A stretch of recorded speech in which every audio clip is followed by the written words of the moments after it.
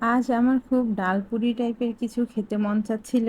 আর কেন জানি বাইরের খাবার এখন যেন খেতেই পারি না। তাই ভাবলাম বাসায় বানাই। ফ্রিজ খুলে দেখি সেদিন কাবাব বানিয়েছিলাম, তো কয়েকটা কাবাব একসাথে করে এরকম একটা পেটির মতো বানিয়ে নিয়েছি। এখন ওই কাবাবের পেটিটাকে একটা ডিমের মধ্যে ডিপ করে ফ্রাই করে নেব। ফ্রাই করা হয়ে গেলে ওটা একটা সাইডে রেখে দেব। এবার রুটি বেলে নেব। আপনারা কি মনে করেছেন ওটা রুটি দিয়ে খাবো? না, দেখতে থাকুন। এইরকম আমি দুইটা রুটি বেলে নেব। দুইটা রুটি যেন একই সাইজের হয় সেদিকে লক্ষ্য রাখতে হবে।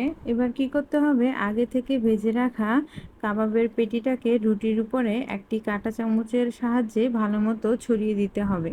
এবার এর উপরে আগে থেকে যে রুটিটা বানিয়ে রেখেছিলাম সেই রুটিটা দিয়ে একটি কাঁটা চামচের সাহায্যে সাইডগুলো ভালো মতো লাগিয়ে দেব। এখানে কোনো পানি বা অন্য কিছু ব্যবহার করার প্রয়োজন নেই। কাঁটা চামচ দিয়ে হালকা চেপে চেপে দিয়ে হালকাভাবে বেলন দিয়ে বেলে নিলেই হয়ে যাবে। ওই সাইডে আমার কাবাব পরোটা বলেন আর যে বলেন ভাজা হতে থাক, আর এই সাইডটা আমি ভালো মতো পরিষ্কার করে নিয়েছি। মিডিয়াম আছে একটু সময় নিয়ে ভেজে নিতে হবে যেন দুই সাইডে ক্রিস্পি হয়।